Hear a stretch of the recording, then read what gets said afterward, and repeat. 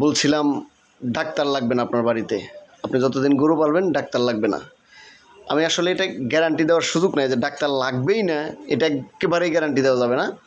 কিন্তু আপনি খামারি, আপনি যদি একটু সচেতন হন, মানে একটু বুঝে শুনে গরু লালন পালন করতে পারেন, তাহলে সেক্ষেত্রে আপনার আর ডাক্তারের প্রয়োজন নাই।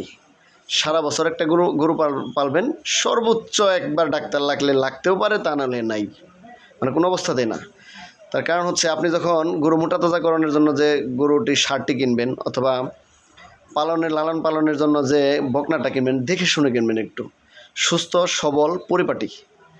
এটা কেনার পরে বাড়িতে নিয়ে যাওয়ার সাথে সাথে আপনি যেটা করবেন সেটা হচ্ছে কৃমিনাশক ইঞ্জেকশন দিয়ে দিবেন। বড় গরুর ক্ষেত্রে 6 মাস ওভার হয়ে গেলে কৃমিনাশক ইঞ্জেকশনটা দিয়ে দিবেন। দেওয়ার পরে আপনি একটা ক্যালসিয়াম খাওয়াবেন। আপনার গরুতে ক্যালসিয়ামের ঘাটতি যদি নাও থাকে তাও খাওয়াবেন।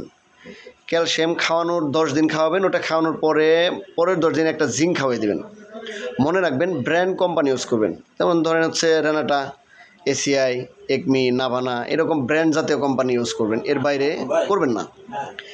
এখন এটা করার পরে হচ্ছে তার 10-15 দিনের মধ্যে আপনি যে কটা ভ্যাকসিন পাওয়া যায়, যেমন লাম্পি স্কিন ডিজিজ, খুব ভয়াবহ অবস্থা, এফএমডি যেটা খুরা রোগ বা জরা রোগ নামে আমরা চিনি, অ্যানথ্রাক্স, এফিমেরাল ফিভারেরটা সব জায়গায় পাওয়া যায়, বিষয়টা এরকম না, কিন্তু যদি পাওয়া যায় আপনারা দিয়ে দিবেন।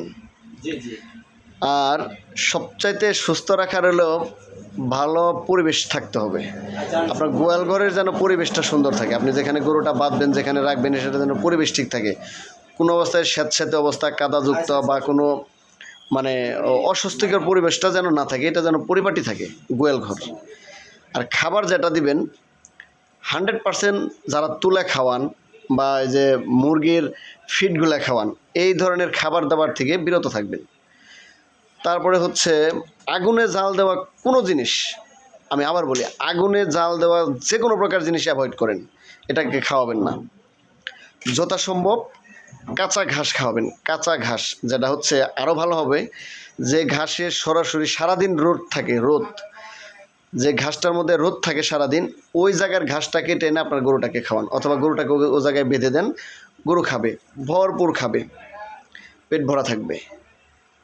তারপরে গরু যখন আপনি প্রতিদিন তো গোসল করিয়ে দেন, ধুয়ে দেন, আপনি যখন ধুয়ে দিবেন, আপনি এটা মাথায় রাখবেন যে ওর মাথায় হাতের চল দিয়ে অথবা বদনার নল দিয়ে যে পানিটা ঢালবেন, এই বদনার নল দিয়ে ঢালার পরে সুন্দর করে মাথাটা হাত দিয়ে ধুয়ে দিবেন।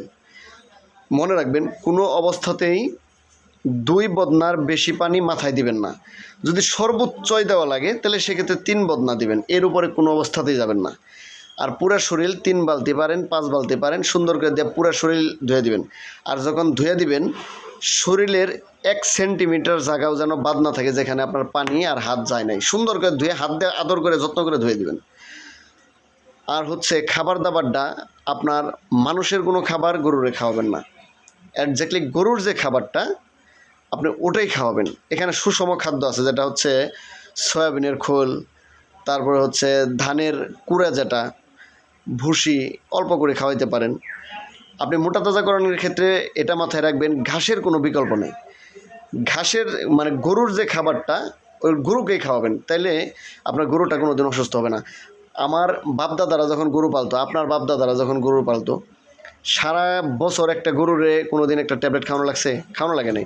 তার কারণ কি? সে গরুটা হচ্ছে জঙ্গলে পালতো, বনে ধারে বেঁধে দিত, সে ঘাস লতা পাতা খাইতো। তো এইভাবেই একটা গরুর সুস্থতা। আপনি নিশ্চিত থাকেন, আপনি যদি ভালো মানের খামারি হন, আপনি স্মার্ট খামারি হওয়ার চেষ্টা করেন, স্মার্ট খামারি হন, একটু বুঝে শুনে কাজ করেন, আমি এতটুকু গ্যারান্টি দিতে পারি, আপনার বাড়িতে চিকিৎসার কারণে ডাক্তার যাবে না। আমি আগেই বলছি, চিকিৎসা থেকে বিরত থাকতে হবে। একটা গরু যদি আপনি সারা বছর পালেন, যদি ওই গরুর পিছনে 3বার বা 4বার রোগ হয়, যদি 1000 টাকা করেও যায়, 4-5 হাজার টাকা চলে যাবে। কিন্তু এই 4-5 হাজার টাকা যদি আপনার সেভ হয়, এটা তো আপনারটাই টাকাটা রয়ে গেল। আবার হচ্ছে গরু যদি যখন রোগ হয়, যেদিন রোগ হবে তার 1 দিন আগে থেকে তার পরবর্তী 1 সপ্তাহ পর্যন্ত গরুর গ্রোথ থাকে না, মানে গরুর শরীরে 100 গ্রাম মাংস আর বাড়ে না, আপনি নিশ্চিত থাকেন অসুস্থ অবস্থায় গ্রোথটা থেমে যায়। ওই গ্রোথ ধরতে ধরতে আবার 10 থেকে 15 দিন সময় লেগে যায়। সুতরাং আপনি যেটা করবেন, আপনার সচেতনতাই আপনাকে আপনার কাঙ্ক্ষিত লক্ষ্যে পৌঁছে দিতে পারবে। যারা চাচ্ছিলেন যে কালকের ভিডিওতে আমি আপনাদের এই ফয়সালাটা কেন দিই নাই, অপেক্ষায় ছিলাম যে দেখি আসলে মানুষ আগ্রহী কেমন থাকে। আমার কাছে মনে হচ্ছিল যে অনেকেই শিখতে চাচ্ছেন। আজকে বলে দিলাম, আপনারা সুন্দর করে এই ফর্মুলায় করে যান। খাদ্য, পরিবেশ, গরু সিলেকশন। আবার বলি, খাদ্য, পরিবেশ, গরু সিলেকশন, এই তিনটা জিনিস যদি আপনার ঠিকঠাক থাকে, আপনি ইনশাল্লাহ কোনো দিন বিপদগ্রস্ত হবেন না। আল্লাহ হাফেজ, সবাই ভালো থাকবেন।